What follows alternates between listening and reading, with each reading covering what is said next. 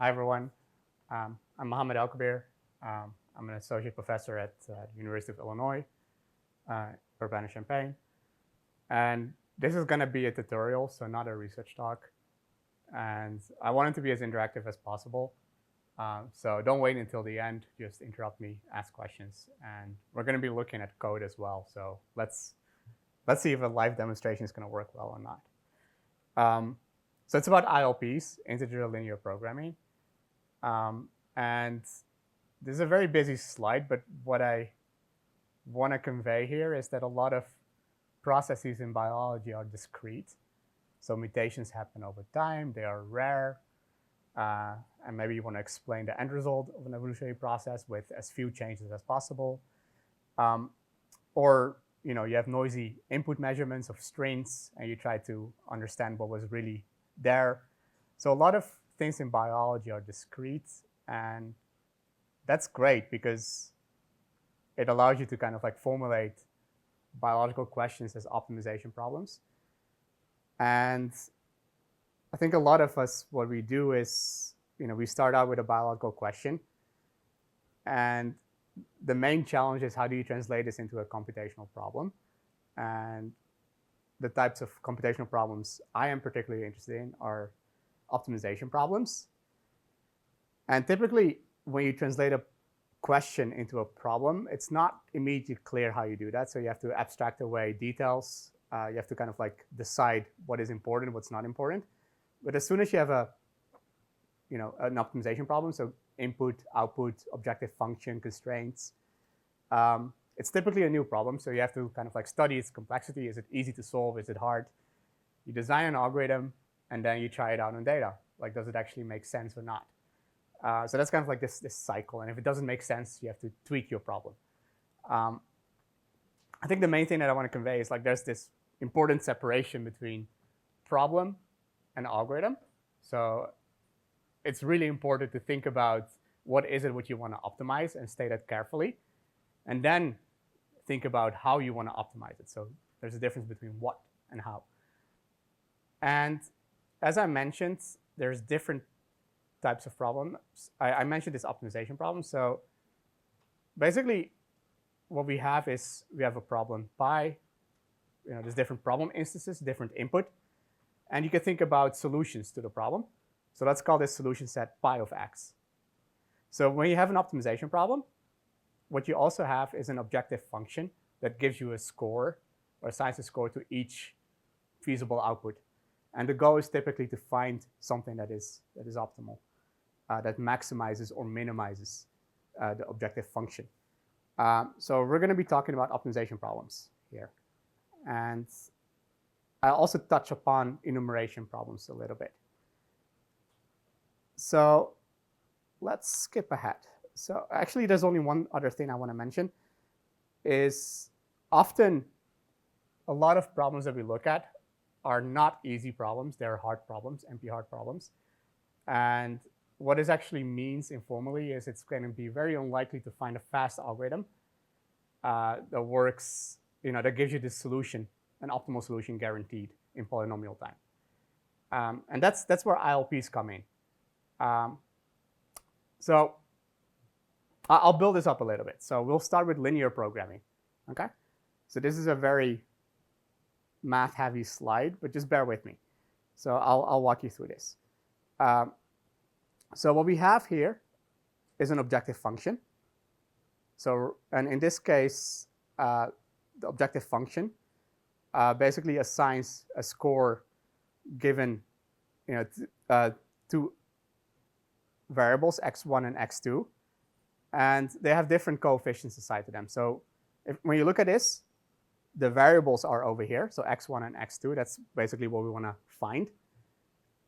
And we have our objective function over here. And we're trying to minimize in this case. And in addition, there's a bunch of constraints. So these are linear constraints. So when you look at this, on the left-hand side, it's a sum, okay? And our variables, there's a typo here. We need x2 everywhere here. But on the left-hand side, we have coefficient times variable plus another coefficient times the next variable. And it's an inequality, so it's at most b1. In this case, at most b2, etc. So what this actually means is, since we only have two variables, we can actually visualize the solution space in this linear program with this illustration. So it's basically a plane, and each inequality over here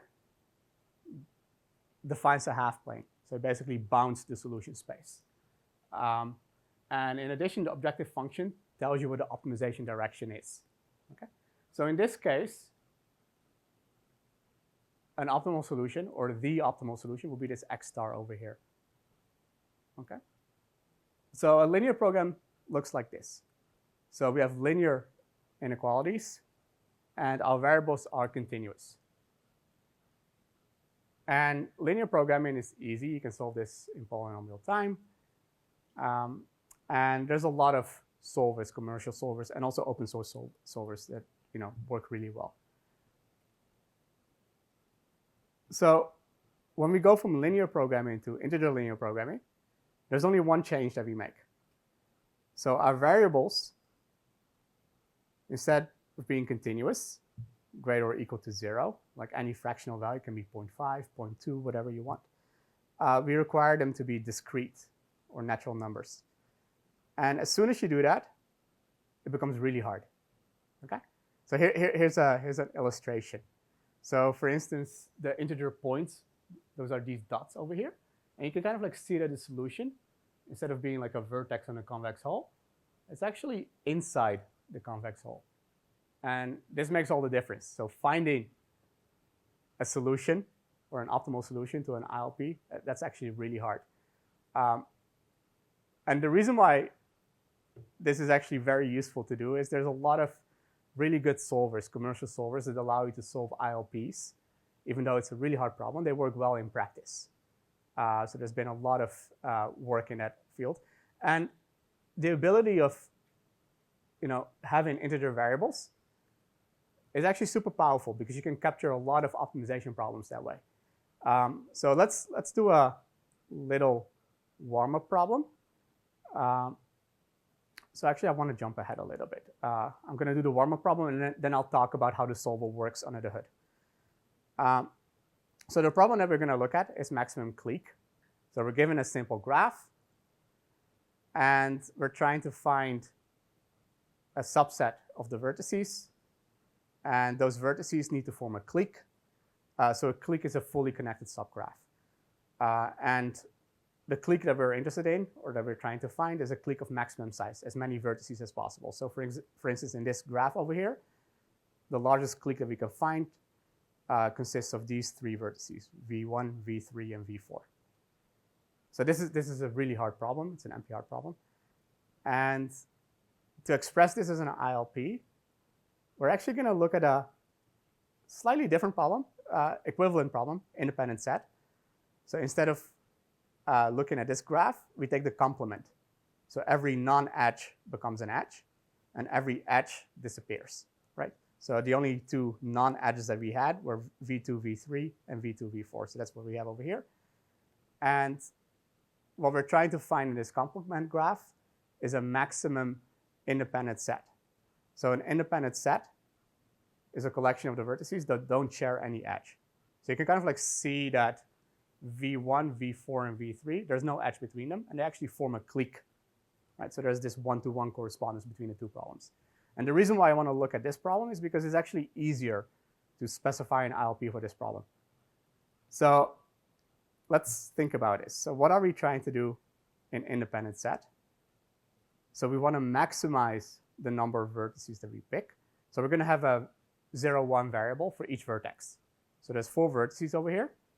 So we have 4 variables, x1, x2, x3, and x4. And the constraint that we have over here is you cannot pick 2 vertices that share an edge. So for each edge in the complement graph, I'm going to have this inequality over here. So for instance, if I look at this edge, v2, v3, it cannot be the case that I pick v2 and v3. So that's actually expressed using this linear inequality. So x2 plus x3 is at most 1. So you can only pick at most 1. okay? And you do the same thing for the other non-edge. So that's this ILP over here. And obviously, you can generalize this to any graph, right? So you would have a binary variable for each node, and for each edge, you would have this linear inequality where you can pick only one vertex, and you want to maximize the number of vertices that you pick. Okay, so that's independent set, and it's equivalent to max clique. So how do we actually code this up? So let's switch to like a Jupyter notebook that I've prepared over here. Let me just zoom in a little bit. So I'm going to start with that graph that we had initially with the 4 vertices. And I'll share this on my homepage, so you can actually run this Jupyter notebook. And we're going to use Gurobi for this. So it's actually very simple. So this linear, integer linear program that we have over here translates pretty much one-to-one. So what you do is you specify the variables, and you specify that they're binary variables. So that's what we do over here in Gurobi. We add the inequalities corresponding to the non-edges. So in that example, we only had 2 non-edges in the original graph and edges in the complement graph. So those will be these 2 constraints. And we specify the objective function and the optimization direction. So you can choose either maximize or minimize. So in this case, we want to maximize. So that's the model. And when you optimize it, it will actually it will tell you the best solution that I found has an objective value of 3. So that's the number of vertices in the clique. Okay. And this is extremely fast. This is a very simple graph. So what I did here is I generalized this to any graph. So when I share this, you'll be able to look at different types of graphs. And in particular, let's take a look at this graph. So this was part of a DIMAX challenge in the 90s, I think, where they were studying the maximum clique problem. So they had a bunch of benchmarking instances. So this is a larger graph. It has 125 nodes and about 7,000 edges. And when you run Gurobi on this, what actually happens, it will run for a while. So in this case, on my laptop, it took about, less than a second. And it found a solution of 34 nodes. Okay. So what I want to do next is I actually want to show you or discuss a little bit how the solver works. Right? Are there any questions so far? Yes, please. No, it's not. It may take a long time to solve, but it returns the optimal solution guaranteed, but it might take a really long time. Yeah. So what happens in practice, so actually, a lot of my work is about finding good ILPs that work well on practical problem instances. And that's an engineering problem. So you have to think really carefully about like what are good constraints, what are bad constraints. Yeah.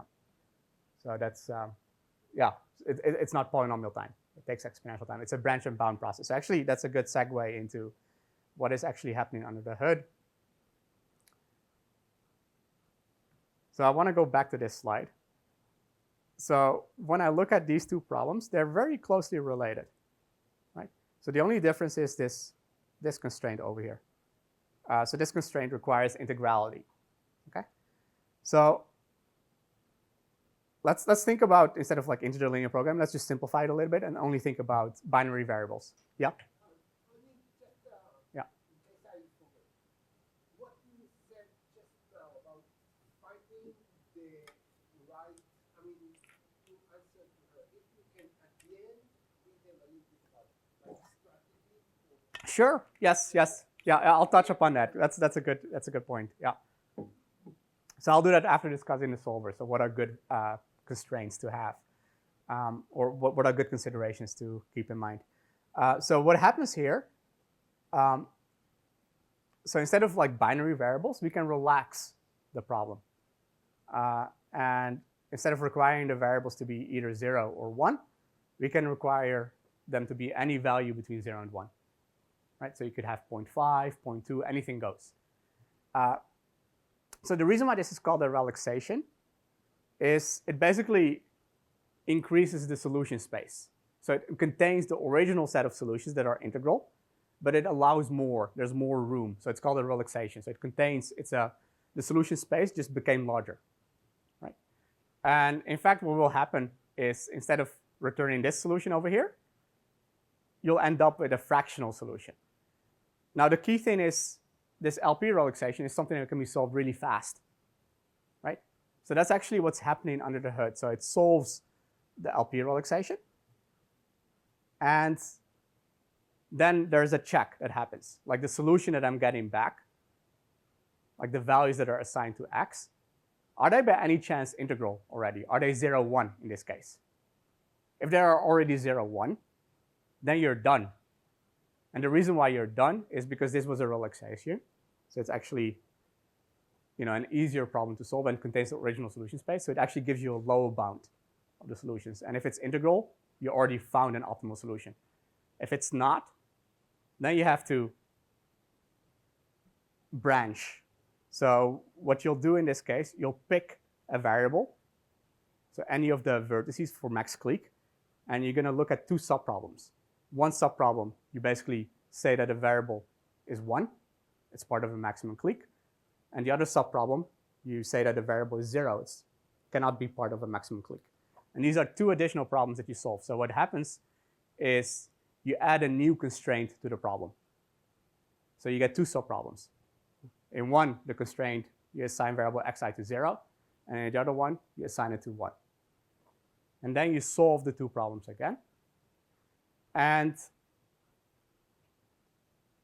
what happens is actually very interesting. So as soon as we get an integer solution, or you can also round a fractional solution. So anything that's 0.5 or greater, you can make 1. And any variable that has a value smaller than 0.5, you make 0. If you round it and it still meets the constraints, that's a feasible solution. So as soon as you get something that's feasible, you can actually check whether it's a good solution or not. And the way you do it is you look at any integer solution that you've obtained throughout this process, and you compare it to a fractional solution. And if that fractional solution, which is the lower bound, is actually worse than a previous integer solution, you know that this subtree, you're only going to add more constraints to it, will only yield worse solutions than what you've already encountered elsewhere in the branch and bound process. And this allows you to prune, right? So that's the bounding part. So you can actually prune part of the branch and bound tree, right? And you keep exploring until there's nothing left to prune, or until the lower bound becomes equal to the upper bound. So there's nothing more left to explore. So that's what happens under the hood. And we can actually see that over here. So I'm going to zoom out a little bit. So you can look at this line over here. So this branch and bound process, it ended up exploring 1,361 nodes. Okay? And this log over here actually tells you what happened in the root node. So that's node 0. So there's actually more happening under the hood. So this root problem can also be solved in an iterative fashion by adding cuts to it. And then at this point, it started branching. And yeah, so that's basically what happened here in this branch and bound process. It explored 1,361 nodes. Any questions about this? Yes? Yeah.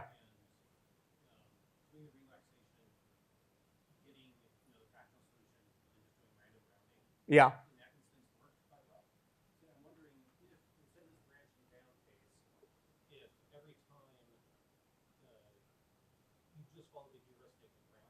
Yeah. How much worse or better would it be than? Depends on the problem.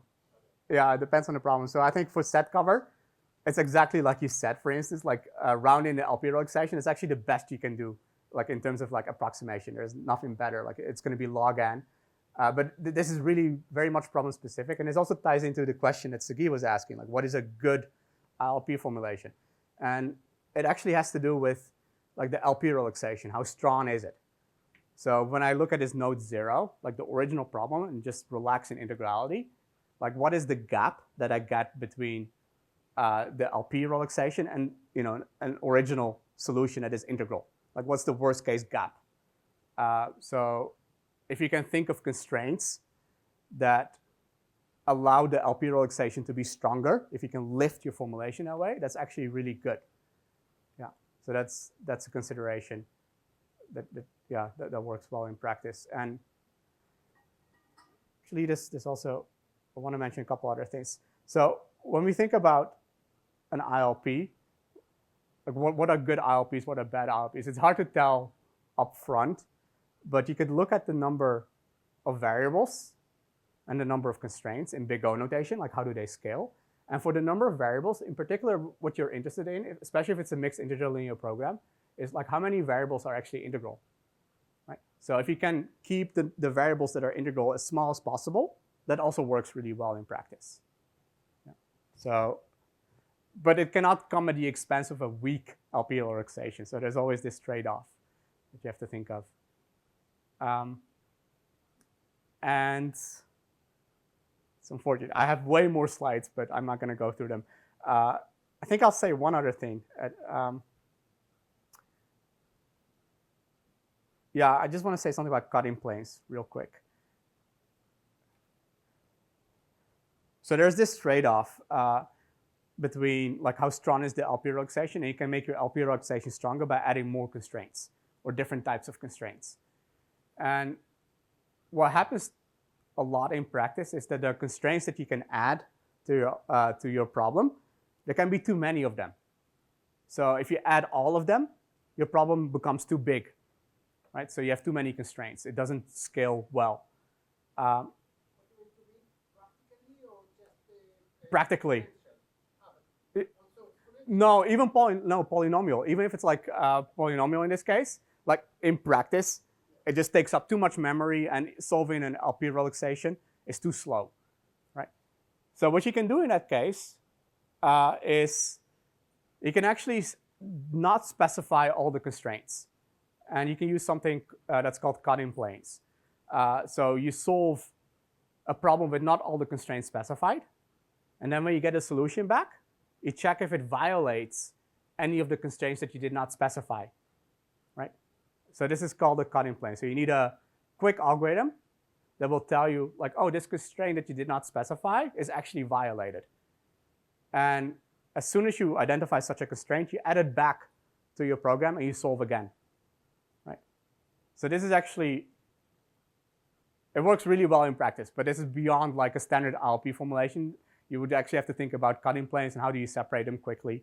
And you tell the solver that you have a separation algorithm. So it's going to call back this algorithm whenever it generates a solution, a feasible solution.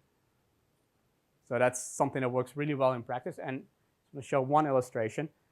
Yeah, so over here, this is from a paper from 2018. So in this case, like we only ended up using, like, what is it?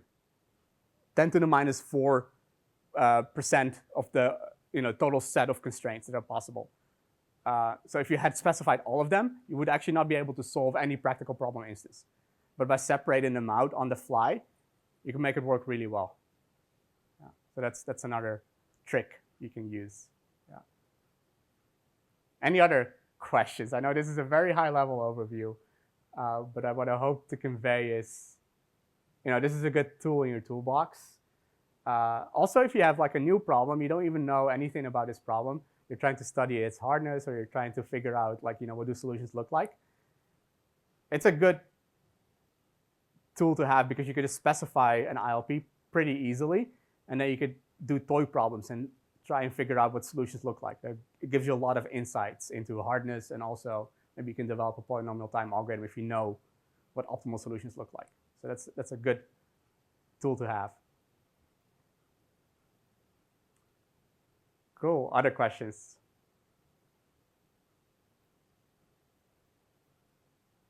Yes, go ahead. Okay, so you mentioned a lot NP, like non-integer. Can you rely at all, or like you said, if the non-integer is integer, the non-integer solution, can you rely at all in linear programming? I mean, unless you have this, really like approximation bounds, can you rely at all? Well, what I was talking about was as part of branch and bound, right? So you keep on branching, so you keep on fixing variables, and then at some point, worst case, you fix everything, and obviously it's going to be integral. But at some point, you'll get integral solutions. Yeah. But like knowing this ahead of time, that's problem specific. Yeah, and as you know, like certain problems, like the LP relaxation is guaranteed to give you integral solutions. Like those are like matching problems. If you look at a matching polytope, it has integral vertices. So there's a lot of really nice problems like that. Yeah, and actually there's a really nice thing with hardness. So typically the thing that makes a problem hard, like the part of the output that makes a problem really hard, it will actually become, they'll end up being your integer variables in your IOP. Right? So there's this really nice connection that you'll see. So it's also a good way of studying like hardness of new problems that you haven't seen.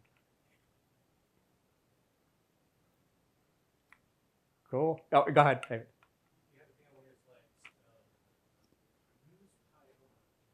Oh, yes, yes. It's a wrapper. Okay, so a lot of people, like especially in medical schools, like researchers, they complain about software using ILPs because we rely on commercial solvers. They work really well in practice, like Gurobi, and these are commercial solvers. So they'll give you an academic license if you're affiliated with a university, but in industry or at medical schools, you have to buy a commercial license. So Pyomo is a nice wrapper. It allows you to specify your ILP in Pyomo, and then you can swap out the solver. So you can use an open source solver, or yeah, that's what I meant with using Pyomo. And the other thing that I'll mention, so actually let's talk about solvers. So I showed a lot of Gurobi. There's a recent open source solver. They just had their second workshop in June. It works really well. It's a bit slower than Gurobi, but they're catching up. So it's this high GHS. NVIDIA just came out with an open source solver that works on the GPU, CU-opt. I haven't run that yet, but there's a lot of hype about it. It came out in March. So there's a lot of like development happening here. And yeah, a lot of biological problems can be framed using ILPs, and you can solve them. You can solve practical problem instances a lot of times. Depends. It depends on the type of question that you're looking at. Yeah. Okay. All right. I think it's time for a break. Thanks, everyone.